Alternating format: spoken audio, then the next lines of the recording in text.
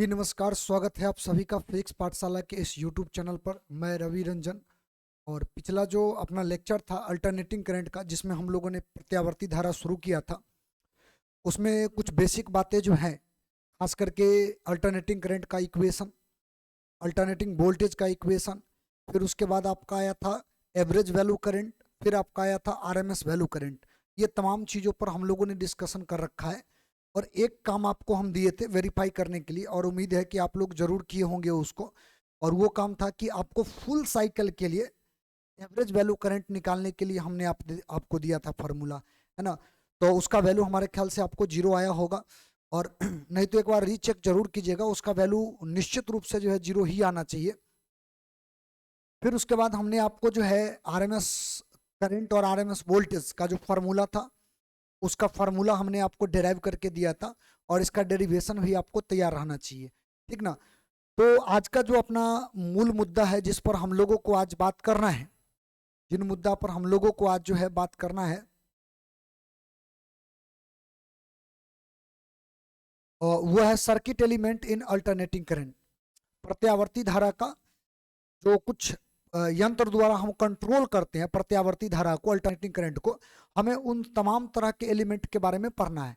तो मूल रूप से हम लोगों को पढ़ना होता है तीन तरह का जो सर्किट एलिमेंट है, परिपथ का जो यंत्र है, जिसके द्वारा हम लोग नियंत्रित करते हैं खास करके प्रत्यावर्ती धारा को। तो उनमें से तीनों का नाम है आपका, एक है रजिस्टर प्रतिरोध जिसको आप बोलते हो, एक है आपका कैपेसिटर कंडेंसर जिसको आप बोलते हो, और एक है प्रेरक जिसको आप हम लोग जो है नाम देते क्वाइल, कुंडली, है ना, या फिर उसको आप इंडक्टर नाम दे सकते हो। चौक कॉइल वगैरह जो होता है उसी का एक हिस्सा है। तो कुल मिलाकर के हम लोग यहाँ पर ये बात कर सकते हैं कि अल्टरनेटिंग करंट जो है उसको कंट्रोल करने के लिए ये तीन तरह का जो है यंत्र हम लोग इस्तेमाल करते हैं बेसिकली। तो इस यंत्र को अकेला अकेला भी आप इस्तेमाल कर सकते हो, पहले रजिस्टर आप इस्तेमाल कर लो, या फिर कैपेसिटर इस्तेमाल कर लो, या फिर इंडक्टर इस्तेमाल कर लो, प्रेरक इस्तेमाल कर लो, संधारित्र बना लो, या फिर एक प्रतिरोध लगा करके आप बना लो, या फिर आप कंबाइन भी कर सकते हो, दो का कॉम्बिनेशन बना सकते हो। जैसे कि एक प्रतिरोध जोड़े तो एक कैपेसिटर जोड़ दिए, कंडेंसर जोड़ दिए, तो एक सर्किट बन गया अपना, दूगो मिला करके एक। फिर उसी तरह से जोड़ा बनाओ, एक रजिस्टर लिए एक इंडक्टर लिए, इसका एक जोड़ा बन गया, एक कैपेसिटर लिए और एक इंडक्टर लिए, इसका एक जोड़ा बन गया। तो कुल मिलाकर के आपका 6 सर्किट यहाँ पर बन गया। देखो पहले एक एक करके बनाए आपने, तो एक एक करके बनाए, उससे 3 सर्किट बना, और फिर दो दो का जोड़ा लगाया आपने, इससे आपका 3 सर्किट बना, यानी कि कुल मिला के 6 सर्किट हुआ।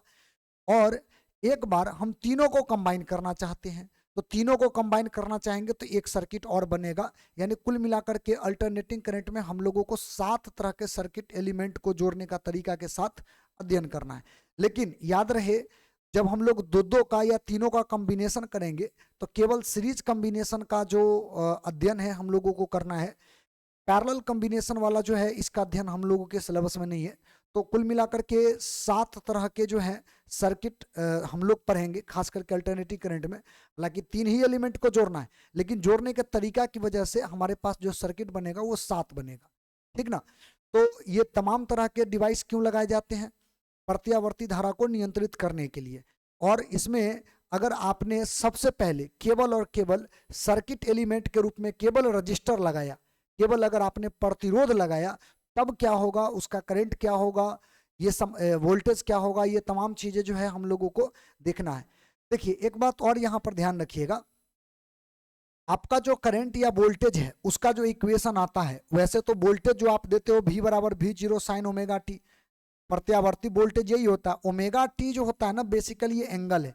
जैसे अगर हम आपको ये बोले कि हमारा जो वोल्टेज है वो यहाँ से यहाँ पर चला, ये वोल्टेज यहाँ पर चला, तो स्वाभाविक बात है ये वोल्टेज जो है यहाँ से ओमेगा टी, ये वाला टर्म इतना थीटा से ये टर्न ले रहा है और बार बार टर्न लेगा, टाइम जैसे जैसे बढ़ते जाएगा उतना टर्न लेते जाएगा। तो बेसिकली इसको हम लोग बोलते हैं फेजर वेक्टर या फेजर डायग्राम बोलते हैं। फेजर डायग्राम यहाँ पर मतलब होता है कला में अंतर। जैसे आप मान लीजिए करंट आप लिए, फिर आपने वोल्टेज लिया, तो वोल्टेज और करंट के बीच के एंगल में जो डिफरेंस होगा उसको यहाँ पर हम लोग कलांतर बोलेंगे या कला कोण बोलेंगे, ठीक ना। तो फेजर डायग्राम हम लोगों को इसमें जो है एक एक्स्ट्रा बात जो है इंक्लूड करना है, आगे जाकर के हम लोग इस पर बात करेंगे लेकिन एक बात याद रखिएगा, फेजर डायग्राम का मतलब है कितना एंगल से आपका ये वोल्टेज करंट जो होता है वो टर्न ले रहा है। इसको दर्शाने के लिए जो हम लोग डायग्राम बनाएंगे उसको बोलते हैं फेजर डायग्राम। हिंदी में भी उसको बोलते हैं कला आरेख, या उसी को आप फेजर आरेख भी बोल सकते हैं। तो हम इस फेजर डायग्राम का इस्तेमाल आगे भी करेंगे, थोड़ा इस पर ध्यान दीजिएगा। पहली बात, सर्किट में हम लोगों ने रजिस्टर जोड़ा है। ये बात आप चाहो तो लिख सकते हो, एक लाइन इसके बारे में लिख सकते हो। माना कि एसी वोल्टेज सोर्स के साथ यानी प्रत्यावर्ती वोल्टेज स्रोत के साथ एक आर रेजिस्टेंस का प्रतिरोध हम लोग जोड़ते हैं, माने आर प्रतिरोध को हम जोड़ते हैं। एक प्रतिरोधक है जो आर प्रतिरोध का है, उसको हम जोड़ते हैं और इसमें सप्लाई करते हैं वोल्टेज V बराबर V0 साइन ओमेगा टी। तो पहली बात, सप्लाई वोल्टेज इतना है तो ओम का नियम लगा करके हम लोग निकाल सकते हैं। क्या चीज? ओम का नियम लगा के हम लोग निकाल सकते हैं इसका करंट का value. From Ohm's law, from Ohm's law, Ohm के नियम से, ओम के नियम से।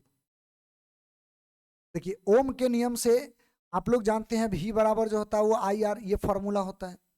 और वोल्टेज जो हम लोगों ने सप्लाई किया है वो अल्टरनेटिंग वोल्टेज है, तो ये V का वैल्यू, क्योंकि ये तात्क्षणिक इसको बोलते हैं इंस्टेंटेनियस वोल्टेज, ये पिक वैल्यू वोल्टेज है, तो इंस्टेंटेनियस वोल्टेज है तो यहाँ पर वही आप डालो, जो फॉर्मूला है आप डाल दो, V0 साइन ओमेगा टी। ये ओमेगा टी से बार बार चेंज करेगा ये वोल्टेज, इसलिए इसको अगर किसी पॉइंट ऑफ टाइम पे बात करते हो तो उसको इंस्टेंटेनियस वोल्टेज हम लोग कहते हैं, ठीक ना। तो ये वाला जो टर्म है, इस वाले टर्म को हम लोग इंस्टेंटेनियस वोल्टेज बेसिकली कहते हैं। चलिए, तो अब हम लोग आ जाते हैं आगे। यहां से V बराबर क्या हो जाएगा? IR, ये डाल दो। तो आप बताइए, हमको तो चाहिए करंट, तो करंट निकालने के लिए क्या करना पड़ेगा? इस रेजिस्टेंस को इधर भेजना पड़ेगा, तो V0 अपॉन R, और ये आपका हो गया साइन ओमेगा टी। ये आपका हो गया क्या चीज? Sine omega T. तो दरअसल आप गौर कीजिएगा तो ये मैक्सिमम वोल्टेज का वैल्यू है, ये रेजिस्टेंस का वैल्यू है जो कि खुद कांस्टेंट होता है। इन दोनों को अगर आप सॉल्व करेंगे ना, इन दोनों को अगर आप सॉल्व करेंगे तो बेसिकली वो भी करंट का ही वैल्यू देगा। वोल्टेज अपॉन रेजिस्टेंस जो होता है ये भी करंट होता है, और ये करंट का पिक वैल्यू होगा, मैक्सिमम वैल्यू होगा, क्योंकि मैक्सिमम वोल्टेज से ये बन के आया है। तो यहाँ से आपका I बराबर जो है बन जाएगा I0 साइन ओमेगा टी, और ये भी आपका अल्टरनेटिंग करंट का ही इक्वेशन है। हमें बेसिकली ये देखना था कि अगर हमारे पास एक रजिस्टर है और इस रजिस्टर में यानी प्रतिरोध में हम लोग अल्टरनेटिंग वोल्टेज स्रोत को जोड़ देते हैं, तो इसमें जो करंट जाएगा वो करंट का इक्वेशन क्या आएगा या करंट का वैल्यू क्या होगा, तो ये इस इक्वेशन से हम लोग करंट का वैल्यू निकाल सकते हैं। तो बेसिकली पूरे सर्किट एलिमेंट को जब हम जोड़ेंगे तो हमें अल्टीमेटली लास्ट में क्या करना है? करंट ही पता करना है कि करंट का बताइए वैल्यू क्या होगा, करंट का फॉर्मूला क्या होगा। हो सकता है कि इसका एंगल जो है अलग अलग चेंज होते चले, लेकिन करंट का जो समीकरण आएगा वो कुछ इसी फॉर्मेट पर आएगा। हो सकता है साइन का कभी कॉस हो जाए या कुछ और हो जाए, लेकिन इतना ध्यान रखिएगा कि ये वाला टर्म जो है ना, ये जो टर्म आपको दिख रहा है, ये इसी फॉर्मेट में आपको आने वाला समय में जितना भी समीकरण है उसमें इसका इक्वेशन दिखेगा। तो पहला जो अपना सर्किट एलिमेंट है वो सर्किट एलिमेंट है रजिस्टर। तो रजिस्टर का जो जोड़ने के बाद जो ये करंट आता है, अगर आप चाहे तो इसका स्क्रीनशॉट ले सकते हैं। तो पहले आप इसका स्क्रीनशॉट लो, और एक इक्वेशन ये रहा जिसको पहले आपको नोट करना है, अपना नोट्स में शामिल कर लेना। अब इसको हम ग्राफ में ढालते हैं, यानी इसका जो है हम ग्राफ पहले बनाते हैं। देखिए, हमें इसका अब ग्राफ बनाना है, तो ग्राफ जो है दो तरीका का बनेगा। एक तो अभी फेजर डायग्राम जो बोले वो तो आपका बनना ही बनना है, लेकिन उससे पहले हम क्या करते हैं ना, वोल्टेज और करंट का जो टाइम के रिस्पेक्ट में ग्राफ बनता है वो ग्राफ हम खींच लेते हैं। तो याद कीजिए, आप इक्वेशन लिखे थे तो उस समय आपका ग्राफ कुछ ऐसा आया था। जब समीकरण लिखे थे अल्टरनेटिंग करंट का तो ग्राफ कुछ ऐसा ही आया था। अगर वोल्टेज इधर हो या इधर आप इसी चीज को करंट करंट बोल दें तो आपका जो ग्राफ है कुछ ऐसा ही आया था। लेकिन चूंकि दोनों इक्वेशन को अगर आप गौर करेंगे ना, दोनों समीकरण को अगर आप गौर करेंगे तो आपको दिखाई देगा कि यहां पर जो समीकरण है इसमें रेजिस्टेंस से भागा देकर के आप इसको लाए हो, यानी कि इसका जो पिक वैल्यू वोल्टेज होगा ग्राफ में, जो ऊपर बंपिंग जो होता है उसमें आप क्या कर रहे हो? आर से भागा दे रहे हो, यानी कि कम हो जाएगा। करंट वाला में बंपिंग कम हो जाएगा, और चूंकि वोल्टेज वाला में कोई भागा नहीं दिए, वो तो ओरिजिनल फॉर्मेट में, तो वो ज्यादा हो जाएगा। तो हम यही यहाँ पर दर्शाना चाहते हैं, यहाँ पर हम यही बात को दर्शाना चाहते हैं। एक अलग कलर ले लेते हैं, तो करंट का जो ग्राफ होगा वो थोड़ा नीचे से रहेगा, लेकिन इसी रास्ता पर रहेगा, क्योंकि ये भी साइन थीटा का ही ग्राफ है, साइन थीटा का ही ग्राफ है, इसीलिए इसी रास्ता पर रहेगा।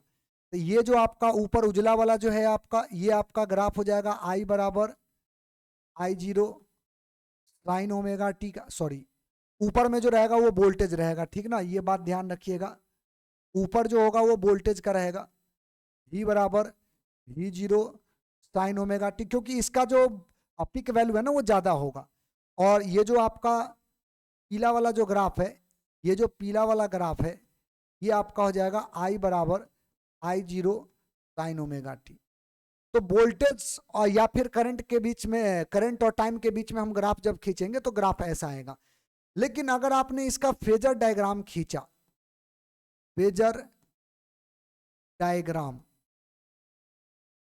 फेजर डायग्राम, इसको आप लोग बोल सकते हो कला आरेख, कला आरेख। अगर मान लो हम आपको ये बोले कि मान लीजिए यहां से जो है ना आपका वोल्टेज जो है ये एक्स और वाई एक्सिस के बीचों बीच ऐसे जाया, मान लेते हैं ये वोल्टेज है, मान लो ये वोल्टेज है, तो स्वाभाविक बात है ये कुछ एंगल पर टर्न लिया होगा और वो एंगल क्या होगा, ओमेगा टी होगा, यही होगा। लेकिन अगर आप आई यानी करंट का अगर देखिएगा इक्वेशन, तो करंट में भी आपका जो है ना साइन ओमेगा टी ही था। अगर आप गौर करेंगे तो करंट में भी और वोल्टेज में दोनों में साइन ओमेगा टी है। इसका मतलब अगर आप शुरुआत भी करोगे तो इसका शुरुआत अगर आपने इस लाइन पर इस तरह से किया है तो करंट का भी शुरुआत यहीं पर होगा, इसी लाइन पर होगा। बस फर्क ये होगा कि करंट पहले खत्म हो जाएगा, क्योंकि करंट में क्या होगा ना कि पिक वैल्यू वोल्टेज जो है यानी कि मैक्सिमम वैल्यू वोल्टेज जो होगा उसमें डिवाइड करना होता है। तो आपका यहां पर क्या होगा कि करंट का जो ग्राफ होगा पहले खत्म हो जाएगा और वोल्टेज का ग्राफ आगे जाएगा, लेकिन दोनों का जो एंगल होगा यानी कि जिस रास्ता पर वोल्टेज होगा उसी रास्ता पर करंट होगा। यदि आप रेजिस्टेंस लगाते हैं तो, प्रतिरोध लगाते हैं तो प्रतिरोध के साथ ये है कि वोल्टेज जिस रास्ता पर होगा उसी रास्ता पर कौन होगा, करंट होगा। ये बात आप विशेष तौर पर याद रखेंगे, ठीक है। ये इसलिए याद रखेंगे क्योंकि कैसे हम निकाले, क्योंकि आप गौर कीजिएगा इसमें भी साइन ओमेगा टी, इसमें भी साइन ओमेगा टी, सेम रास्ता पर ये चल रहा है, बस फर्क ये है कि एक नीचे है एक ऊपर है, माने वो वैल्यू के ऊपर, मैक्सिमम वैल्यू के ऊपर ये डिपेंड किया है। तो बेसिकली अगर इसी को आप इस तरह से डॉट डॉट से इस तरह से मिला दीजिए, ऐसे अगर मिला दीजिए, तो ये जो शॉर्ट वाला जो वैल्यू आपको दिख रहा है ना, ये शॉर्ट यहां से यहां तक, अगर ये करंट का इक्वेशन लिखिएगा तो ये आपका I0 साइन ओमेगा टी कहलाएगा। और ये बड़ा वाला के लिए अगर आप लिखिएगा, ई वाला जो ग्राफ होगा ये V बराबर V0 साइन ओमेगा टी कहलाएगा। ये यहाँ से यहाँ तक जो है वो साइन ओमेगा टी, और यहाँ से यहाँ जो होगा वो I बराबर I0 साइन ओमेगा टी कहलाएगा। लेकिन हमें उससे मतलब नहीं, हमें मतलब है कि V और I दोनों के बीच में कितना एंगल, तो दोनों सेम एंगल पर है, इसीलिए इन दोनों के बीच का जो फाई होगा वो फाई कितना होगा, 0 होगा। हमें इस बात से मतलब है। एक तो आपका ये जो ग्राफ है इसके नीचे आपको खींच करके रख लेना है। अगर आप अल्टरनेटिंग करंट का जो सर्किट है उसमें अगर केवल रजिस्टर जोड़ते हैं तो उससे जुड़ा हुआ जितना भी जानकारी है ये आपको याद रहना चाहिए, आगे जाकर के भी ये काम आएगा और आपसे ये पूछा भी जाता है। एक तो ये रहा, एक सर्किट एलिमेंट हम लोगों ने रजिस्टर लगा दिया। अब हम लोग सर्किट एलिमेंट के रूप में इस्तेमाल करते हैं कोई और डिवाइस। तो हमारा जो दूसरा डिवाइस है वो है कैपेसिटर, संधारित्र। और संधारित्र इस्तेमाल करेंगे तो उसका भी धारिता कुछ ना कुछ होगा। मान लेते हैं कि एक संधारित्र है जिसका धारिता C है और इसमें भी अल्टरनेटिंग वोल्टेज जो है हम लोग सप्लाई कर रहे हैं। यही बात यहाँ पे भाषा में आप जो है लिखिए पहले, क्योंकि धारिता का परिभाषा आप लोगों ने पढ़ा होगा। कैपेसिटेंस का जो डेफिनेशन होता है वो डेफिनेशन होता है क्या चीज, charge per unit potential difference, charge per unit potential difference या वोल्टेज। और देखो हर हाल में हमें लास्ट में कहां पर जाना है, करंट के इक्वेशन पर। चूंकि देखो ग्राफ जो हम खींच रहे हैं वो करंट और वोल्टेज के बीच में ग्राफ खींच रहे हैं। हम ये जानना चाह रहे हैं करंट और वोल्टेज का जो बीच का जो फेज एंगल होगा, ये जो फेज एंगल होगा वो कितना होगा। तो पहला जो लाए रजिस्टर उसमें दोनों के बीच का फेज एंगल कितना आया, 0 डिग्री, क्योंकि दोनों एक ही रास्ता पर था। ये बात आप समझ गए और याद रखिएगा। अब अगर कैपेसिटर हमने जोड़ा तो इसका करंट तो यही रहेगा, करंट तो V बराबर V0 साइन ओमेगा टी जो है वो है सप्लाई, क्योंकि वही हम कर रहे हैं। अब इस करंट की वजह से जो इसमें सॉरी वोल्टेज की वजह से जो इसमें करंट चलेगा उस करंट का समीकरण क्या आएगा, और वो जो समीकरण आएगा उसका और इन दोनों वोल्टेज ये दोनों के बीच का जो फेजर डायग्राम फिर खींचेंगे, फिर देखेंगे कि दोनों के बीच का जो एंगल है वो कितना आता है। तो पहले आप ऐसे समझ लो, हमारे पास करंट का तो इसका कोई डायरेक्ट फॉर्मूला है नहीं, तो हम क्या करते हैं, C बराबर जो इसका डेफिनेशन है लिख लेते हैं। यहां से हम चार्ज निकाल सकते हैं, यहां से हम चार्ज निकाल सकते हैं C भी, लेकिन हमको चाहिए हर हाल में करंट। और करंट निकालने के लिए हमारे पास एक ऑप्शन है कि इन दोनों को हम इस इक्वेशन को हम डिफरेंशिएट कर देते हैं, डिफरेंशिएट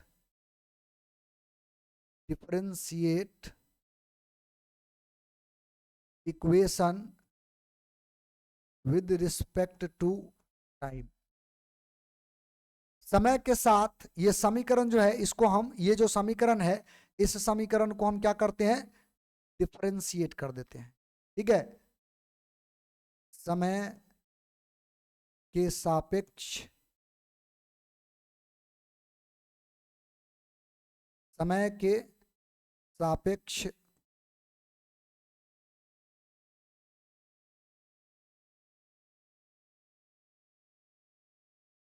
समीकरण को अवकलित करने पर, अगर अवकलित करते हैं यानी अवकलन करते हैं तो क्या होता है, देखो इधर आपको रखना पड़ेगा dq बट्टा dt, टाइम के रिस्पेक्ट में करना है, ये पहले से स्पष्ट है। और इधर हो जाएगा c यानी कि कैपेसिटेंस, और v, जो v है ना बेसिकली ये इंस्टेंटेनियस वोल्टेज का ये फॉर्मूला, इसको आप उठा करके यहाँ पर रख दीजिए। तब v0 साइन ओमेगा t और डिवाइड बाई dt। वैसे एक बात आप याद रखिएगा, dq बट्टा dt जो होता है ये करंट का फॉर्मूला होता है, तो यहाँ पे आई हो जाएगा। और c इंटू v0 बाहर हो जाएगा क्योंकि ये दोनों कांस्टेंट है, इसको बाहर कर दो। और साइन ओमेगा टी का जब डिफरेंशिएशन आप लिखोगे, साइन ओमेगा टी, इसका अगर आप डिफरेंशिएशन लिखते हो तो साइन थीटा का डिफरेंशिएशन जो आपका आता है वो आता है कॉस, तो कॉस ओमेगा टी लिख दो आप। लेकिन आप एक बात और याद रखिएगा कि ये जो ओमेगा होता है, टाइम का जो कॉफिशिएंट होता है वो इसके साथ मल्टीप्लाई में आ जाएगा। तो हम क्या करते हैं, ये जो हमारे पास जो कुछ टर्म आ रहा है इस टर्म को थोड़ा सा अरेंज करते हैं, जो भी टर्म आया है ना हमारे पास इस टर्म को थोड़ा सा हम अरेंज करते हैं, यानी करंट का जो फार्मूला आएगा उसको थोड़ा अरेंज करते हैं। तो करंट बराबर जो हमारे पास आएगा, इसमें आप गौर कीजिएगा ओमेगा इंटू सी और इंटू v0, और यहाँ पे आ गया है कॉस ओमेगा टी, ये आया है। अगर हम चाहे तो इसको हम ऐसे लिख सकते हैं, ध्यान से देखना आप लोग, कि v0 डिवाइड बाई 1 बट्टा ओमेगा सी, ऐसा करके लिख सकते हैं, और इंटू कॉस ओमेगा टी। ऐसा लिखने से क्या फायदा होगा, क्योंकि ये वोल्टेज है और वोल्टेज के बट्टा में जो होता है उसको हम रेजिस्टेंस बोलते हैं। ये ऊपर में रहता तो फिर रेजिस्टेंस लिखने में, रेजिस्टेंस से मल्टीप्लाई होकर के वोल्टेज के साथ जो है इधर कोई फार्मूला है नहीं, लेकिन अगर आपने इसको नीचे कर दिया तो इसको हम रेजिस्टेंस मानेंगे, ये रेजिस्टेंस की तरह व्यवहार करेगा। और v0 बट्टा रेजिस्टेंस जो होता है इसको हम लोग निकालेंगे तो वो फिर I0 यानी करंट का वैल्यू दे देगा। यहाँ पर दरअसल ये जो आपको दिख रहा है इसको हम लोग x बोलेंगे और यहाँ c लगा देंगे। और c लगाने का मतलब क्या है, उसका क्या मकसद है, हम थोड़ा देर में आपको बताते हैं।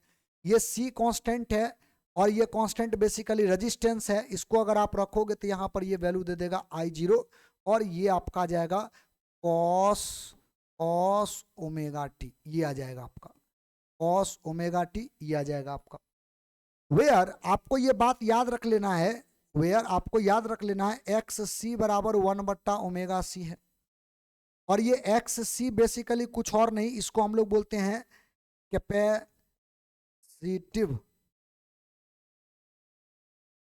रिएक्टेंस या रेजिस्टेंस भी आप बोल सकते हो। ठीक है, इसको हम लोग बोलते हैं हारीतीय प्रतिघात या प्रतिरोध, प्रतिरोध या प्रतिघात भी आप इसको बोल सकते हैं। ठीक ना, इसका मतलब ये होता है कि ये भी एक प्रकार का प्रतिरोध है, यानी एक प्रकार का ये रेजिस्टेंस है, लेकिन ये जो रेजिस्टेंस है ना ये डेवलप हुआ है किसके अंदर में, तो एक कैपेसिटर के अंदर में, यानी कंडेंसर के अंदर में। तो कंडेंसर के अंदर में, यानी कि अगर आपसे पूछे कि कैपेसिटर का रेजिस्टेंस क्या होता है, यानी कैपेसिटिव रेजिस्टेंस का फार्मूला क्या होता है, तो उसके जगह पर आप लिखेंगे 1/ओमेगा c। ओमेगा का मतलब एंगुलर फ्रीक्वेंसी बोलते हैं या एंगुलर वेलोसिटी, अगर आपको याद हो तो पिछले क्लास में हम लोग डिस्कस किए थे। और c बोले तो कैपेसिटेंस यानी कि धारिता होगा। तो हमको इस इक्वेशन तक पहुंचना था। ये जो है ना, ये करंट का वैल्यू होगा, क्योंकि वोल्टेज बट्टा रेजिस्टेंस जो होता है वो करंट होता है, और चूंकि पिक वैल्यू है तो पिक वैल्यू करंट होगा। तो ये हमारा फॉर्मूला गया। अब अगर हम ग्राफ खींचना चाहते हैं वोल्टेज और करंट के बीच में, अगर ग्राफ खींचना चाहते हैं, ग्राफ, ठीक है, अगर हम वोल्टेज और करंट का ग्राफ खींचना चाहते हैं जो टाइम के रिस्पेक्ट में वेरी कर रहा है, ध्यान से देखिएगा आप इसको, कि मान लीजिए ये टाइम है, तो आपका जो ग्राफ होगा इसमें एक वोल्टेज होगा, या फिर आप इसी को जो है आई यानी करंट भी बोल सकते हैं। तो जरा देखिए, वोल्टेज का ग्राफ तो चूंकि साइन थीटा का ग्राफ है, तो साइन थीटा का ग्राफ तो ऐसे ही चलेगा, ये तो बदलने वाला है नहीं। तो आपका इसका जो ग्राफ है, इसका ग्राफ तो ऐसे ही चलेगा। लेकिन अगर हम करंट की बात करें तो करंट में कॉस थीटा है, और कॉस थीटा भी इधर पॉजिटिव में है, तो स्वाभाविक बात है कि कॉस थीटा का ग्राफ यहां से शुरू होता है, ऐसे चलेगा, ये ऐसे करके। हालांकि थोड़ा सा ध्यान देना, ये जब भी करता है तो बीचों बीच करता है, थोड़ा साइड में हमारा चला गया है, लेकिन इससे आपको ये समझना पड़ेगा, चूंकि बीचों बीच करता है, हमने आपको बताया यहां पर। तो जरा देखिए, जिस समय में ये चूंकि करंट का ग्राफ है, ध्यान रखना ये स्पष्टता रहे, इसलिए थोड़ा कलर चेंज कर दे रहे हैं। ये जो आपका ग्राफ जो दिख रहा है, ये जो ग्राफ दिख रहा है, ये वोल्टेज का ग्राफ है। ये जो ग्राफ दिख रहा है, ये क्या है, वोल्टेज का ग्राफ है। और इसमें अगर नहीं हो तो इधर लिख लेना आप V बराबर ये V0 साइन ओमेगा टी, ताकि समझने में सुविधा हो। उसके बाद ये जो ग्राफ आप देख रहे हो, ये बेसिकली ग्राफ किसका है, करंट का है, I बराबर I0 साइन ओमेगा टी। तो गौर कीजिएगा, जिस समय में वोल्टेज का वैल्यू मैक्सिमम है, उस समय करंट का वैल्यू 0 है। जिस समय वोल्टेज का वैल्यू मैक्सिमम है, उस समय करंट का वैल्यू 0 है। इसका मतलब ये होता है कि जिस समय, क्योंकि साइन ओमेगा टी है और एक कॉस ओमेगा टी है, तो साइन ओमेगा टी का वैल्यू जब मैक्सिमम होता है, अगर आप उसका वैल्यू अगर आप मैक्सिमम लेते हैं, तो साइन ओमेगा टी यानी कि थीटा का मान जो है 90 पर होगा। और साइन थीटा का मान जब 90 लेते हो, तो आपका कॉस थीटा का मान वहां पर क्या होता है, 0। इसका मतलब करंट और वोल्टेज के बीच का जो एंगल होगा कितना होगा, 90 डिग्री होगा।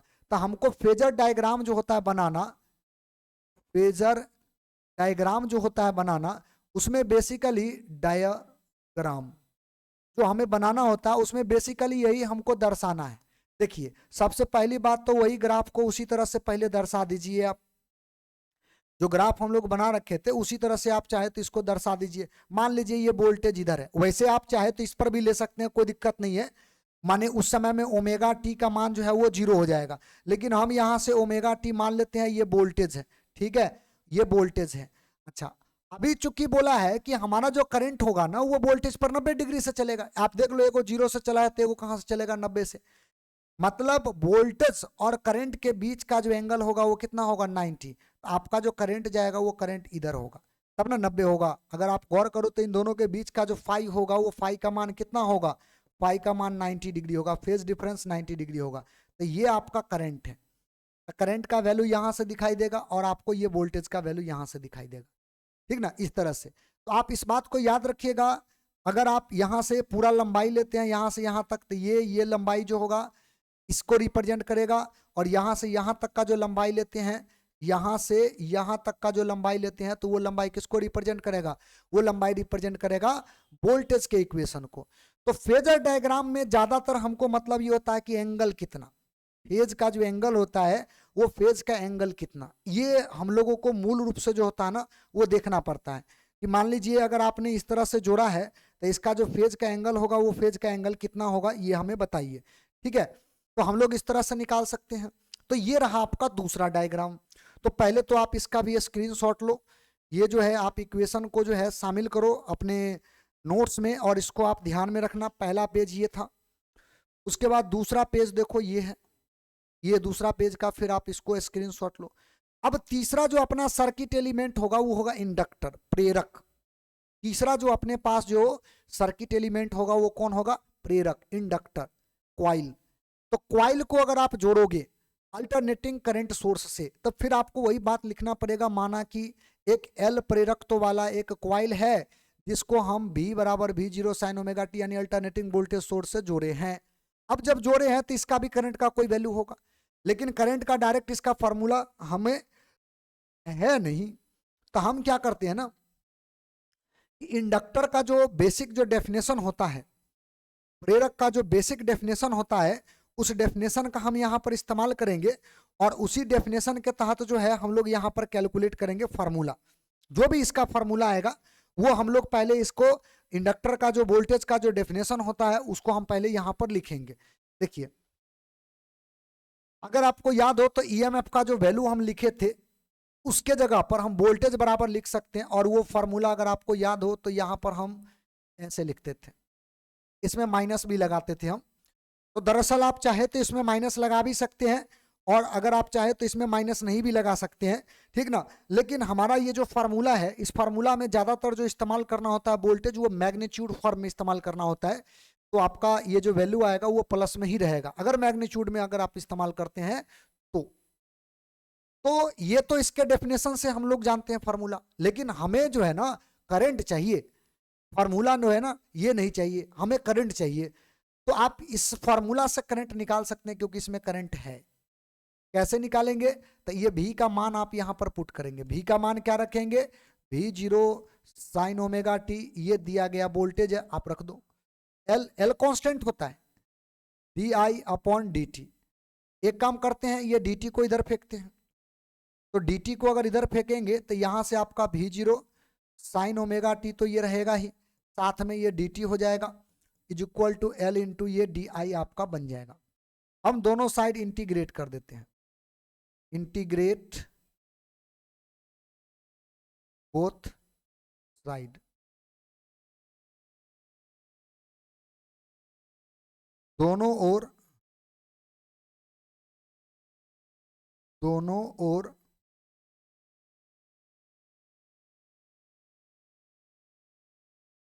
समाकलन करने पर इंटीग्रेशन कर देते हैं।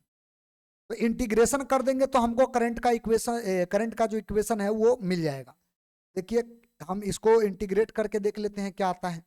देखिए, इंटीग्रेट जब करेंगे आप इसका इधर से, तो ये V0 साइन ओमेगा टी तो है ये है, और इंटू डी टी, और इधर जब इंटीग्रेशन कीजिएगा तो L into D I, L into क्या आ जाएगा, ये डी आई आ जाएगा।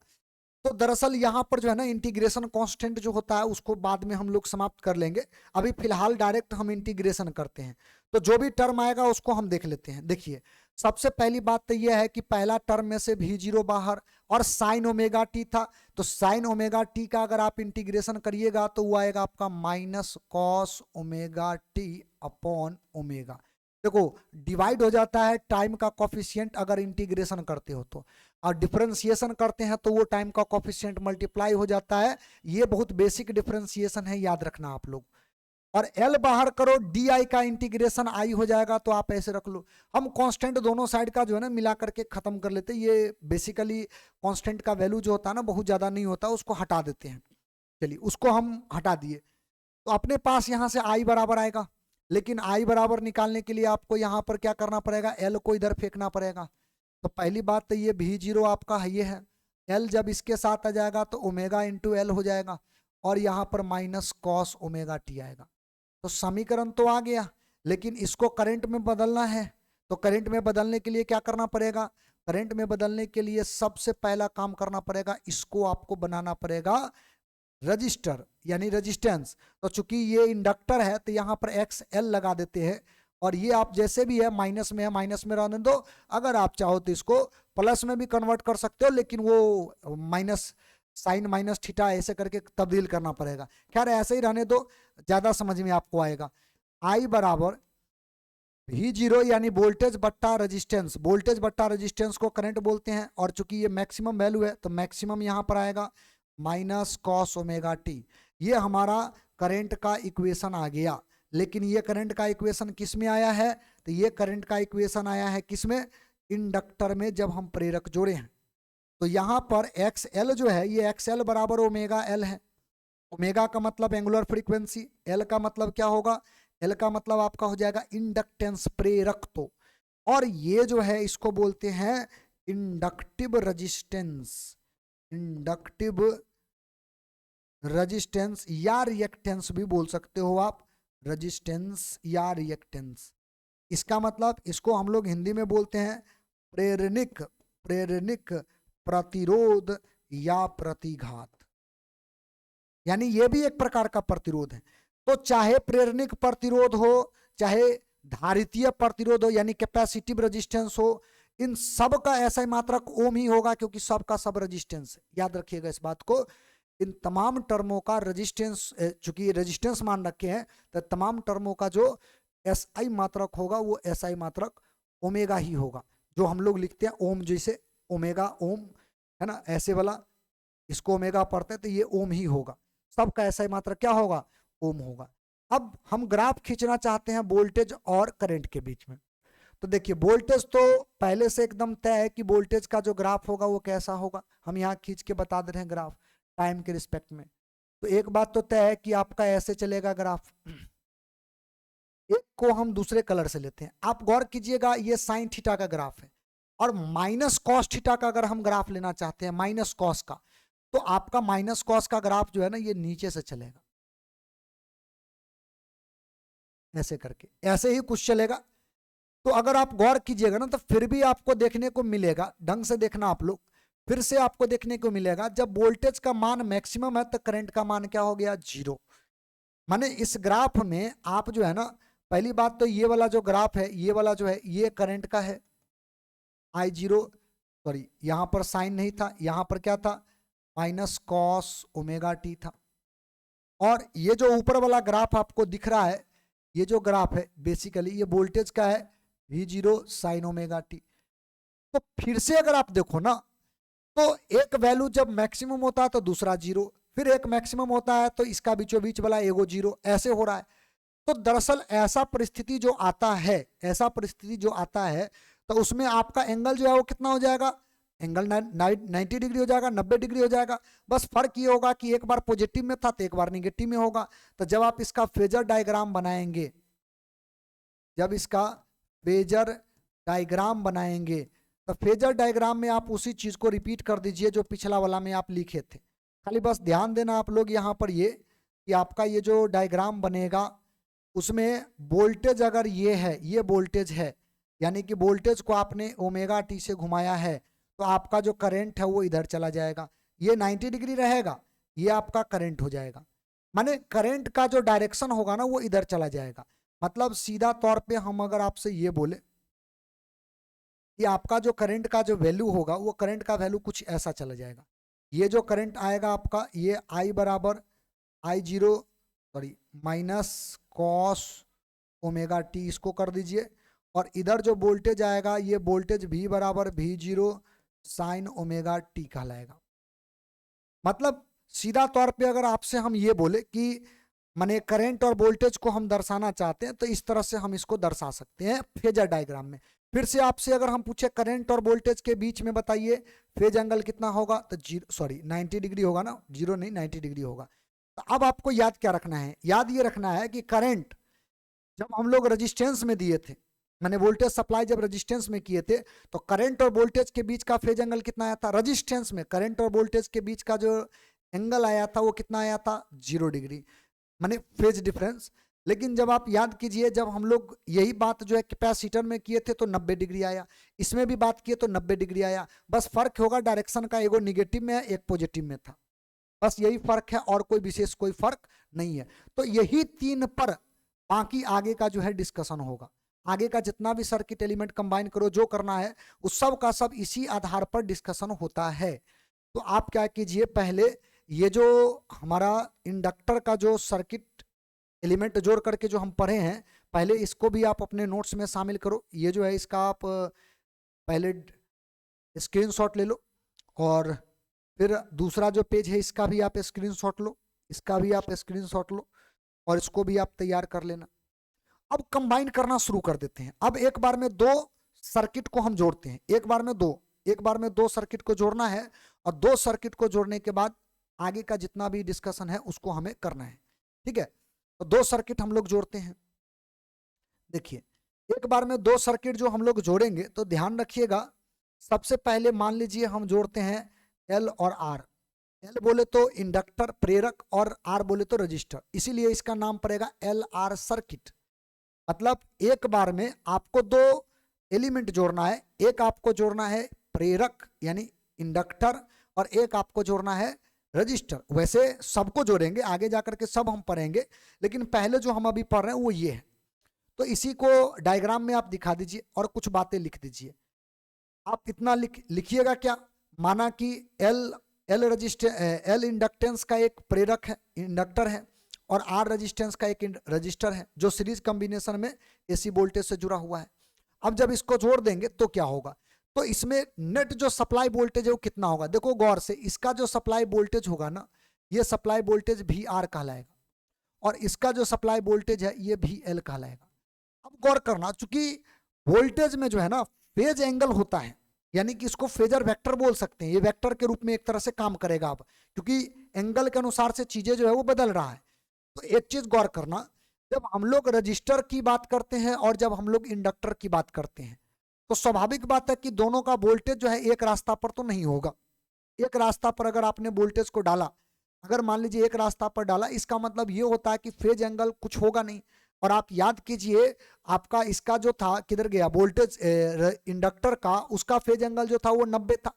इसका मतलब अगर आप मान लेते हैं रेजिस्टेंस का वोल्टेज इधर लेते हैं, तो रेजिस्टेंस का करंट भी इसी लाइन पर होगा। और अगर आप इंडक्टर का वोल्टेज लेते हैं तो ये तो तय है ना कि आपका जिधर करंट था उस करंट के परपेंडिकुलर डायरेक्शन में आपका क्या होगा, इंडक्टर का वोल्टेज होगा। तो हम तो रेजिस्टेंस का जब लिए तो करंट तो एक ही होगा, वही जो जिस पर चल रहा है। अब इसके ऊपर परपेंडिकुलर अगर लोगे तो आपका जो वोल्टेज होगा इंडक्टर का, ये इसके ऊपर में चला जाएगा। तो संयोग से आप देखिए इन दोनों का जो एंगल बनेगा वो 90 डिग्री बनेगा। और नेट वोल्टेज जब आप निकालिएगा तो वेक्टर के रूप में आपको निकालना पड़ेगा, और वो नेट वोल्टेज इन दोनों के बीचों बीच इस तरह से निकलेगा। जरूरी नहीं बीचों बीच निकले, माने दोनों के बीच में से निकलेगा। कितना एंगल पर निकलेगा वो तो हम लोगों को तय करना है, आगे जाकर के जो है वो फार्मूला हम लोगों को तय कर माने निकाल करके देना है, और उसी फार्मूला से तय होगा। ठीक है, तो हमारा जो नेट वोल्टेज निकलेगा वो नेट वोल्टेज यही होगा, और ये जो नेट वोल्टेज होगा यही बेसिकली सप्लाई वोल्टेज होगा। प्रदत्त वोल्टेज जो दिया जाएगा वोल्टेज, ये वोल्टेज यही वोल्टेज जो है ये नेट वोल्टेज बनेगा। तो नेट वोल्टेज अगर इस पूरे डायग्राम से निकालेंगे, ये जो फेजर डायग्राम है इससे निकालेंगे, और ये फेजर डायग्राम से नेट वोल्टेज का एंगल मान लेते हैं, यहाँ पर थोड़ा सा सही कर लें। ये वोल्टेज जो है ना, इसको एंगल जो बनाएगा इस एंगल को थीटा मान लेते हैं। ठीक है, तो पहली बात, नेट वोल्टेज वेक्टर के रूप में अगर निकालोगे तो वेक्टर का नियम तो कहता है, जोड़ने का तरीका है वी आर का स्क्वायर प्लस वी एल का स्क्वायर। ये वेक्टर के रूप में जुड़ेगा, ये बात आप याद रखिएगा, ये फेजर एंगल है, याद रखना, इसीलिए इसको वेक्टर के रूप में जोड़ना है ना। इन्हीं की बाद में कहना वोल्टेज को जोड़ते कैसे हैं, वोल्टेज को वेक्टर कैसे मान लिए आप, वोल्टेज को नहीं बल्कि वोल्टेज के अंदर में जो एंगल तय हो रहा था उसको फेजर डायग्राम के अनुसार वेक्टर माने हैं, और वो जो बदल रहा है उसके अनुसार से आप सॉल्व करेंगे तो आपका ये वेक्टर के अनुसार सॉल्व होगा। तो वेक्टर में जब दो वेक्टर 90 डिग्री पर होता है तो हम लोग यही फॉर्मूला लगा के निकालते हैं, सॉल्व करते हैं। अच्छा, अब रेजिस्टेंस का वैल्यू, जैसे ये वोल्टेज है, इस पर अगर ओम का नियम लगाते हो तो ओम का नियम तो बड़ा सिंपल है, ओम का नियम तो आप पहले से ही जानते हो कैसे लगता है।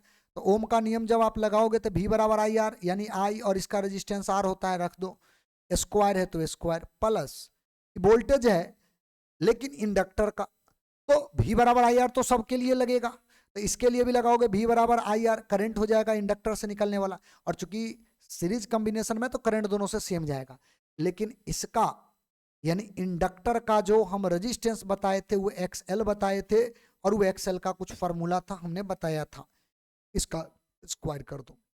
अब अगर आप गौर करेंगे, हम बाद में ये सब वैल्यू रखेंगे, अगर आप गौर करेंगे तो यहां से आई स्क्वायर, यहां से भी आई स्क्वायर, और ये दोनों को हम कॉमन कर लेते हैं, तो अंदर बचेगा यहां पर आर का स्क्वायर, और यहां पर देखिएगा तो ये बचेगा ओमेगा एल, और ये ओमेगा एल का होल स्क्वायर।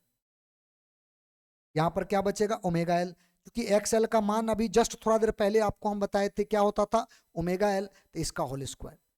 अब गौर करो तो ये पूरे टर्म में से आई स्क्वायर बाहर किए हैं, तो आई स्क्वायर तो रूट से बाहर हो जाएगा, इसको हम लोग रूट से बाहर कर देंगे। तो जैसे ही इसको हम लोग रूट से बाहर करेंगे तो देखिए क्या होगा, जैसे ही हम इसको रूट से बाहर करेंगे तो नेट वोल्टेज बराबर हमारे पास क्या आएगा, आई का स्क्वायर और इधर आएगा रूट अंडर आर का स्क्वायर प्लस ओमेगा एल इसका स्क्वायर, यही आएगा। अच्छा, ये स्क्वायर कर दिए हम, दरअसल रूट से बाहर हो जाएगा तो स्क्वायर थोड़ी ना रहेगा इस पर, ये तो तुम्हारा केवल आई बचेगा ना। अब क्या करना है, यहां से गौर कीजिएगा, इस आई को उधर फेंकना है।